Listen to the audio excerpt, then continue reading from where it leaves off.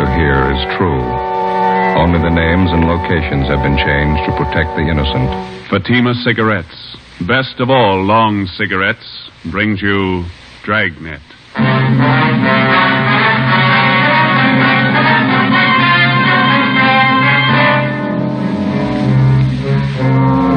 You're a detective sergeant. You're assigned to homicide detail. You answer an early morning call. A police officer on patrol duty disappears. Any attempt to contact him by car radio fails. Your job, find him. If you want a long cigarette, smoke the best of all long cigarettes. Smoke extra mild Fatima. Yes, Fatima is the king-size cigarette, which contains the finest Turkish and domestic tobaccos, superbly blended to make it extra mild, to give Fatima a much different, much better flavor and aroma than any other long cigarette.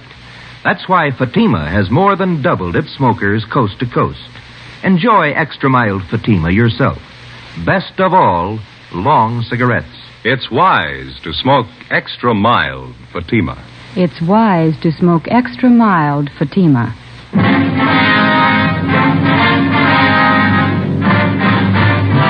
Dragnet, the documented drama of an actual crime. For the next 30 minutes, in cooperation with the Los Angeles Police Department, you will travel step by step on the side of the law through an actual case from official police files. From beginning to end, from crime to punishment, Dragnet is the story of your police force in action. It was Monday, June 4th. It was sultry in Los Angeles. We were working the early morning watch out of homicide. My partner's Ben Romero. The boss is Chief of Detectives Thad Brown. My name's Friday. It was 6:45 a.m. when we got to the Imperial Highway. San Pedro cutoff. All right. Friday and Romero? Yeah, that's right. Pete Sutton, Sheriff's Department. All right. Hello. We got here as soon as we could. Inspector Bowers fill you in? Yeah, Ed Baxter in Central Homicide told us to check with Bowers at the sheriff's office. And Bowers directed us to come out here and lend you a hand. This thing happens so close to the county line, they figure both departments ought to go to work on it. Sure, glad to have you. Looks like a tough one. Is this the highway patrol car the missing officer was assigned to? Yeah. This is just the way we found it. We turned off the ignition. Motor was running, lights were on. Must have been idling quite a while. The temperature was up pretty high. When'd you find it this way? 45 minutes ago. Missing patrolman's name is Eugene Brewer. State Highway Patrol called the Sheriff's Department a little before 6 a.m. Told us the missing officer wasn't acknowledging his radio call. I talked to Mark Benson. Is the radio all right? We checked it. In fact, it was operating normal when we found the car. Mike was out of the bracket, laying on the seat there. Well, any ideas? No signs of struggle. No blood stain. This asphalt here.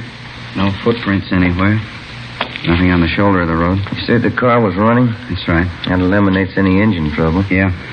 No, there's more to it than that. Gotta be. Nobody has any idea why or when he left his car. Huh? You've got it all. You know as much as we do. What was the check on Brewer? Mark Benson says he's one of their top men. Been with Highway Patrol for 8 years. Good record all the way. Have you talked to anybody around here? Pretty remote spot out here. A lot of truck gardens. That's about all. My partner, Dave Terry, turned up one man. Maybe he's got something. That's him over by our car. Hey, Dave, would you send him over here, please? Who is the fellow? One of the farmers. Works at truck garden out here. Name's Henry Taniguchi. Lieutenant Sutton? Yes, sir. Mr. Taniguchi, this is Sergeant Friday in Romero. Yes, sir. Oh, yes, sir. I know you filled my partner in, but would you mind going over it again for us? Oh, all right. I can tell you very little. You know, we start work early in the garden. Yes, sir. Conrad, a fellow I work with, Conrad Ishikawa, we started in the string beans about 5 o'clock this morning. Bean patch near Imperial Highway. Yeah. We noticed a headlight stop off the side of the road. This happened all the time along the highway, but this stayed very long. Mm-hmm. About what time did you notice this, Mr. Taniguchi? Must have been, 10 minutes past 5. I remember asked Charlie Fujikuni, our cultivator man, what time was. I see. Did you see or hear anything out of the ordinary? Oh, no, sir. We wait a while, and headlight do not move. Conrad and I decided maybe somebody was in trouble. This highway quite deserted early morning hour. What'd you do then? We walked up to see what was wrong. When we get close, we could see was state highway car, so we know everything all right. Mm-hmm. Did you see the officer in the car? Oh, no. Door was open on the other side. We thought maybe officer investigate something down in the brush. Did you see him down there? Oh, no. We just think he was check up something. So we go back to work. You saw nothing out of the ordinary, nothing unusual? No, we don't. We hear the radio play. We know everything okay. That checks out. The radio was functioning when we got here. Mm-hmm. You didn't notice any other cars around anywhere, did you? Oh, no, sir. Thank you very much, Mr. Taniguchi. Here's my card. Appreciate it. If you think of anything else, please let us know. Oh, yes, sir, I will. What happened to officer in this car? We don't know. Oh, he's all right. Probably look for somebody. Well, that makes us even. We're looking for him. Monday, June 4th, 8 a.m. According to our instructions, we headed back to the Hall of Justice to check in with Inspector Gordon Bowers and Captain Garner Brown of the Sheriff's Department. They were coordinating the search for the missing highway patrolman, Eugene Brewer. Inspector Ed Backstrand, Central Homicide, was helping out. To the peace officer, cooperation with all branches of the various law enforcement agencies is essential. Each man on the force knows the value of a coordinated effort. He knows that without the aid of the many divisions of law enforcing bodies in his city and county, the task of maintaining law and order would be a total failure. The local officer depends on the men in the federal, state, and county departments as they depend on him. Without this coordination, no one department could survive. 8:25 a.m., we met with Inspector Bowers and Ed Backstrand in the sheriff's office. Nothing, huh? Nobody saw him. If somebody did, we haven't found him, Inspector Bauer. We both figured the only thing to do was to ask for cooperation of the newspapers. We got it. Pretty good layout, huh? There's stories in every morning edition in town. They're running a picture and full description of the missing patrolman. Well, we talked to everybody we could find in the general area out there. We worked 2 hours at it. The spot where the patrol car was found is pretty remote. A couple of gas stations, some vegetable gardens. We told you about the Taniguchi fella. Checked all his friends that worked with him. They couldn't add anything. Maybe the newspaper will turn up something. I sent a special detail out there to fan out and search the entire area, 5 square miles. Yeah, it'll take time. There's nothing else we can do. No, there's nothing more we can do. Nothing anybody can do until we can show them the patrol cars how to carry 2 men.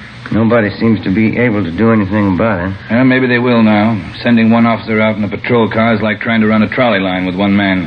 How many cases can you remember in our department? Ed Dudman pulled the car over in Dogtown at 3 o'clock one morning. I remember. Driver turned out to be a guy with a record. Dudman couldn't know that. While he was making out the traffic ticket, the guy shot him down in the street. Dudman died before he could get help. Yeah, we do a lot of griping in the detective division, but those men in the patrol cars and the motorcycle boys, they get the dirty end of the deal for sure. You bet they do. When a detective is sent out on a job, he knows who he's after, what he looks like, what he can expect when he finds him. The boys in the patrol cars answer a call, a 390, a 415, a 507. Sure, we know what they're supposed to be, but how often do they turn out that way? Prowler, a peeping Tom? How many times do they have a gun in their pocket? How many cops do they kill every year? We've all been through it. We know what it is. Yeah, but how often do we think about it when we're griping on stakeouts? Let me tell you something. This goes for me as well as you. Let's not forget who the real cream of the force is, the backbone of any police department. Men on wheels. No question there, Skipper. Sorry, I didn't mean to make a speech, but when something like this happens, it gets to me. We're riding on short odds as it is. There ought to be 2 men in every patrol car. Well, I wish there'd been somebody else with Brewer. The guy on the job just doesn't disappear without a trace. It's just what he's done. He's checked everywhere, everything. Excuse me. Bowers. Who? Yeah, send him right in. This might help. Truck driver by the name of Nat Wolf. Says he's got something for us. Come in. Mr. Wolf? Yes, sir. Come in. Mr. Wolf, Inspector Backstrand, Sergeant Friday, and Romero. Hi. How do you do? All right. I saw the story in this morning's Times. I don't know if what I got's worth anything, but I figured I'd better pass it along to you guys. Something on the missing highway patrolman? Well, I don't know. The reason I'm here, maybe it's just a coincidence, but I gave a fella a hand earlier this morning out on the Imperial Highway, not far from where the paper here says the empty patrol car was found. About what time was that, Mr. Wolf? Oh, around 4:30 this morning. You want to tell us about it? Yeah. I'm an independent trucker. I haul topsoil for different nurseries. Stuff out there in Imperial's good rich stuff. We dig it right out the side of the hill. Yes, sir. Well, I just loaded up and was on my way back to town. This fella flags me down. Said he'd had a flat, pulled out on the shoulder of the road to fix it. Said he didn't know it was sand. After he'd fixed the flat, he found out he stuck. He couldn't get his car. You gave him a hand, huh? No, not with the flat. He already had that fixed, but I towed him out. I see. That's how I became suspicious of this fella. How do you mean? Well, I offered to get out, hook up the tow chain. He said, no, just stay in a cab. I figured if he could do it alone, it was all right with me. Well, I pulled him out, but here's the funny part. Yes, sir? The chain got a kink in it from the weight of the pull. It's no mean job to handle that alone, but he says, no, he'll do it himself. It seemed to me like he didn't want me to get a good look at him or his car. I could be wrong, but, well, that's the way it struck me. Did you notice anything? Yes, I did. For one thing, I got a look at him when I threw on my backup lights and his car. That's a real funny one. What do you mean? Well, this is a fairly new car. I'd say no older than last year's model, Plymouth.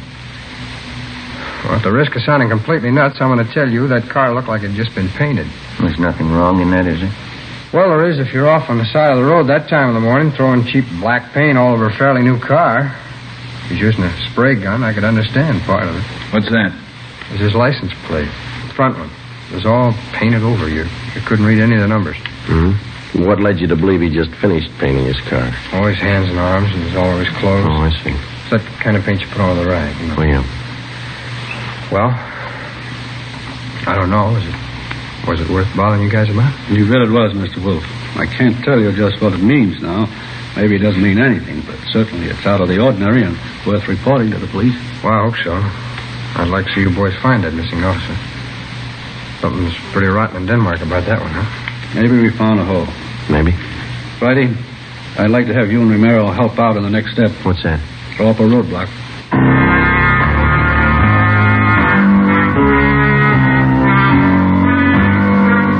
10:30 a.m. Before we left the sheriff's office, the truck driver, Nat Wolf, gave Inspector Bowers a description of the man in the Plymouth sedan. Together with Lieutenant Pete Sutton and Dave Terry, we drove to the Imperial Highway. Nat Wolf showed us the spot beside the road where he towed the man.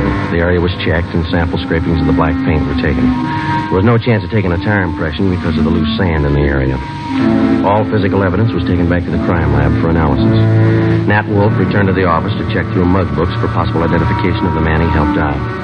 Meantime, a special detail of men continued to search the area where the missing patrolman had disappeared. 3 a.m. According to instructions, a roadblock was established at the spot where the abandoned patrol car had been found. Imperial Highway, San Pedro cutoff.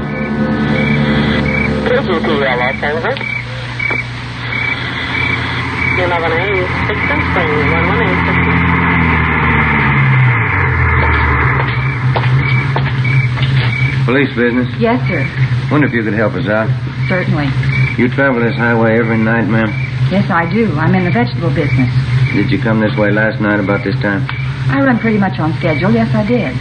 Did you notice anything unusual along the highway? I bet I know what this is about. That missing highway patrolman. Yes, ma'am. We're stopping everybody to see if they can give us any information that might help us out. Well, I wish I could, but I didn't see a thing. That poor fella. Do you think you'll find him? We're trying awful hard. Sorry, I can't help you. Can I go now? Yes, ma'am.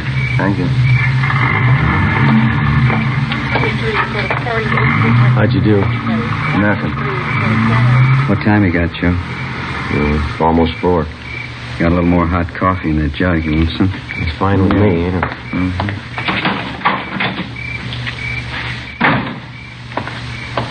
Here we are. Cups in the lid here. Ben, Joe? Thanks a lot. Watch your fingers. It's hot. Yeah.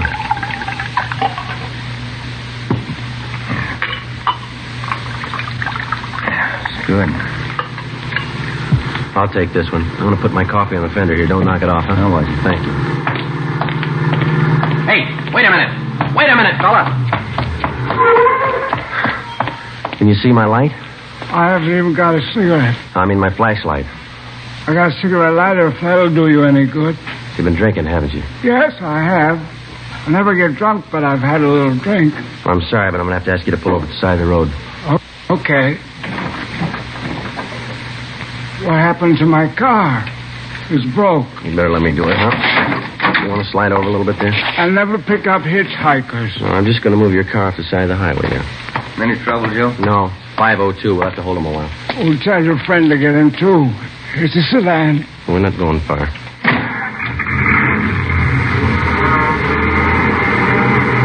Where are we going? Right here. Is this the road to Pismo Beach? No, sir, not this one. Well, that dirty little Ernie, he lied again. He hates clams. What's that? I've been trying for 5 months to get to Pismo Beach for a bowl of clam chowder. I haven't made it yet. All right, you just sit here a while and sober up, will you? I'm going to hold on to your keys. I'll give them back to you. You haven't got a bottle in the car, have you? No, I never drink and drive. Alcohol and gasoline do not mix. Yeah. Do you drive this road every night? Every night. Ernie keeps telling me to take me to Pismo Beach. I love clams. You just sit here and sober up.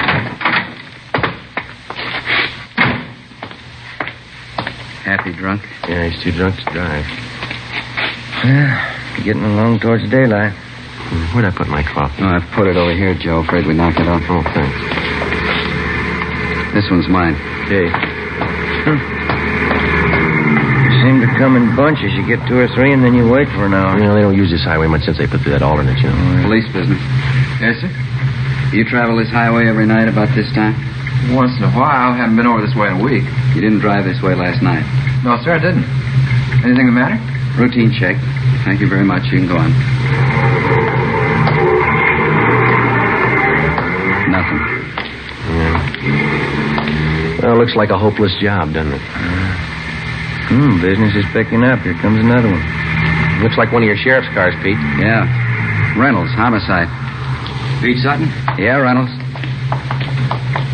You can pack up. They found him. Is he all right? 2 bullet holes in the back of his head.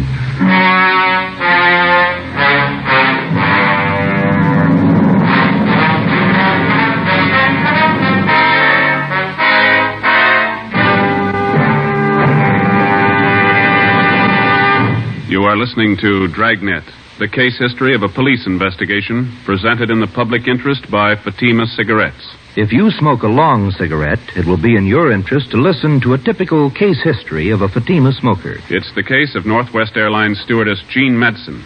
You'll see her picture in leading magazines this week. Now, her actual signed statement. There's one thing I really look forward to after a long flight.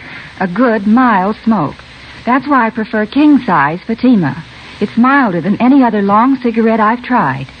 Yes, I agree. It's wise to smoke extra mild Fatima. And so do more and more smokers every day. Actual figures show extra mild Fatima has more than doubled its smokers coast to coast. So enjoy extra mild Fatima yourself. The king-size cigarette, which contains the finest Turkish and domestic tobaccos, superbly blended to make it extra mild. You will prefer Fatima's much different, much better flavor and aroma. You will agree. It's wise to smoke extra mild Fatima. It's wise to smoke extra mild Fatima. Best of all, long cigarettes.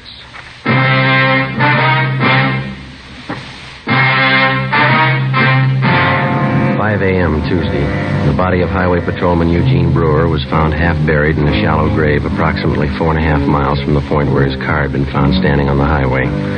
The scene was roped off, photographed, measurements were taken, and the area carefully gone over for any physical evidence. A few scattered residents were again checked and asked if they'd heard gunshots. Since the nearest dwelling to the place where the body was found was 2 miles, there was a possibility that they could have not heard the shots. No one could give us any further information. The coroner's autopsy showed that Patrolman Brewer had been shot 3 times in the chest, 1 bullet directly entering his heart. He'd also been shot twice through the base of the skull. 1 p.m. Wednesday. I get it. Homicide, Friday. Pete Sutton, Joe. Yeah. Just had a call from our Hollywood substation. Woman reported her car stolen on Sunday night. Thought the guy was going to bring it back. That's why she didn't report it sooner. And what about it, Pete? It's a Plymouth sedan, last year's model. Same type the truck driver told us about. Sounds good. We already have a broadcast out on it. We're putting out an APB now. You want to check and see if they got it on tonight's hot sheet? Right. Anything on the guy who stole the car? Boyfriend of the woman who owned it. He left her in a restaurant and got away with her car. You remember the description of the guy the truck driver helped out Monday morning? Mm-hmm. The guy that stole this woman's car, it's the same. Yeah. Still doesn't prove he had anything to do with it. Doesn't prove he didn't. The Together with Pete Sutton and Dave Terry from the sheriff's office, we drove out and interviewed the woman whose car had been stolen. She told us that the man who had taken her car had also been seen in the company of one of her girlfriends, a Miss Helen Farrell, who worked as a cashier at a Hollywood theater. The Farrell girl identified the man as Mike Lupino, and she gave us a snapshot of him. She also gave us his last known address. We had no actual tie-in between the theft of the woman's car and the murder of Patrolman Eugene Brewer, but the circumstantial evidence made it at least worth checking out. The only car known to have been in the vicinity the morning of the murder was the car the truck driver, Nat Wolf, had reported. The same make and model car had been stolen the night before the killing. The general descriptions of the man from two different people tallied closely. We figured before we'd pass this lead by, we'd check it out all the way. 4 p.m. Wednesday, we met with Inspector Bowers at the sheriff's office. We checked this Lupino's apartment, found a shirt and a pair of pants. Black paint on both of them. I sent for that truck driver, Nat Wolf, to identify this picture here. You find anything else, Nepal? Well, this address book, there's no local places in it. They're all Las Vegas, Nevada addresses. That's it, huh? Yeah. What'd you get from the record bureau on the guy? The I Bureau pulled the package on him. That is Mama sheet. Thank you. Mike Lupino. Spent some time at San Quentin.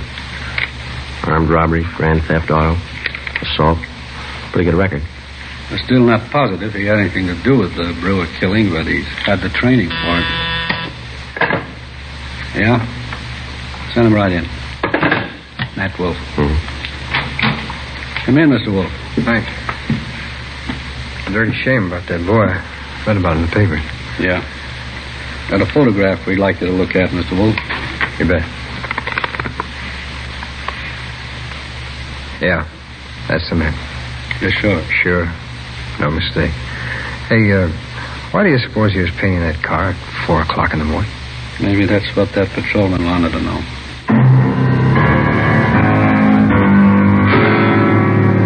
We waited for an answer on the APB. 2 days passed. Saturday, June 9th. We received a phone call from the Las Vegas, Nevada Police Department.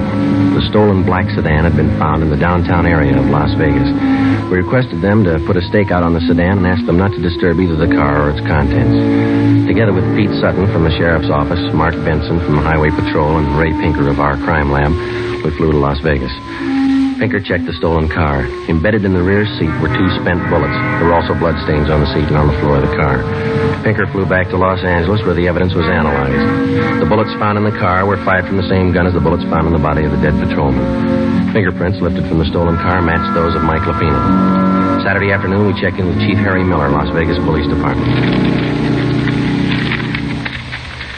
This is all you've got on him, huh, Chief? That's most of it, yeah. Since we staked out that black sedan, I've had the town covered for Lupino. No one saw him abandon that car, huh? No one we know of, no. Had good cooperation from the newspapers. Story's been on page 1 since the thing broke. Anything come of those names we got from Lupino's address book, the ones we phoned to you? Let's see, I got the list right here. Yeah, here we are. These are the ones my men have checked out already. George Connolly, nothing there. Harry Carlson, he and his wife have been checked out, nothing there.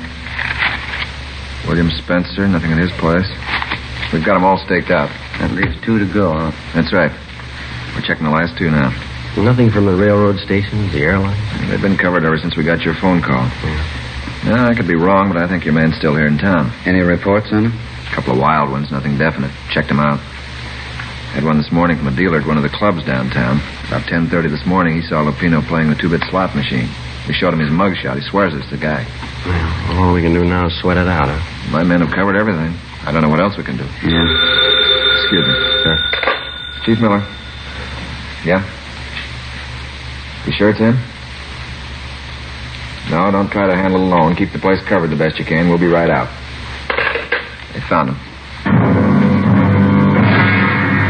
2 Las Vegas detectives named Billings and Vance answered a phone tip from a grocerman in the east end of town. He said a man had been buying groceries from him for the past 2 days and lived in the apartment house above the store. The 2 detectives showed the grocerman Lupino's mugshot. He gave a positive identification. They then checked with the apartment house manager. After looking at the mugshot, he identified Lupino as the tenant in apartment 10B. Detectives Billings and Vance staked out the place until our arrival with enough men to cover the area.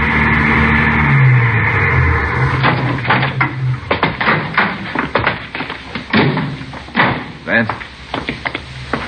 Yeah, Chief. What's the story? Well, he's in there. Hasn't been out all day. Apartment 10B. We'll take the front, Chief. Manager thinks Lupino has a gun. Maid was cleaning the apartment, found some loose slugs in the dresser drawer. You still want it, Friday? Oh, it's our headache. Joe and I will go in, Chief. Right. Vance, get the men up on the roof to cover. We've already fanned them out around the building. I don't know what they tell you in L.A. on one of these things, but here we tell them to be careful. Right, Chief. Joe? Let's go.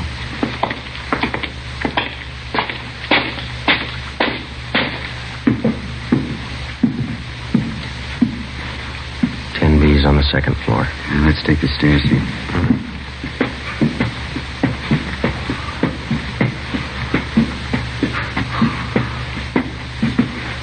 It's a long way up, isn't it? Yeah.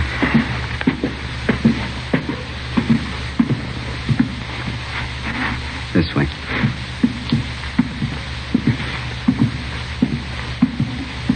Here we are. You cover, huh? Yeah.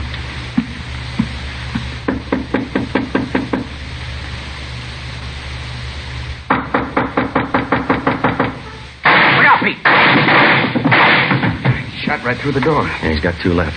Unless you got another gun. Well, let's take him. One good kick ought to get the lot. Right. Just a minute. Let's go, Pete. Watch it. I got it. Watch that gun, will you? Drop it.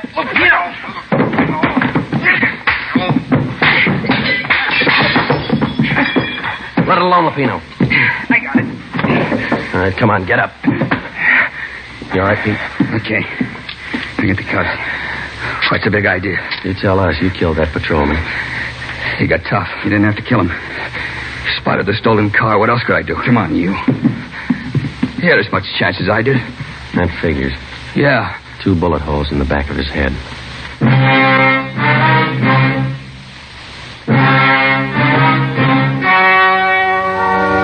The story you have just heard was true. Only the names and locations were changed to protect the innocent. On October 2nd, trial was held in Superior Court, Department 91, City and County of Los Angeles, State of California. In a moment, the results of that trial. And now, here is our star, Jack Webb. Thank you. The working detective knows that every member of his local police department is a qualified man. He knows that his fellow peace officers have been carefully selected to perform their specific duties by trial, by examination, and by results. And so, with a cigarette, the makers of Fatima carefully select and blend only the finest Turkish and domestic tobaccos to make Fatima extra mild. Best of all long cigarettes. If you're a long cigarette smoker like I am, smoke Fatima. Every pack is extra mild. Fatima.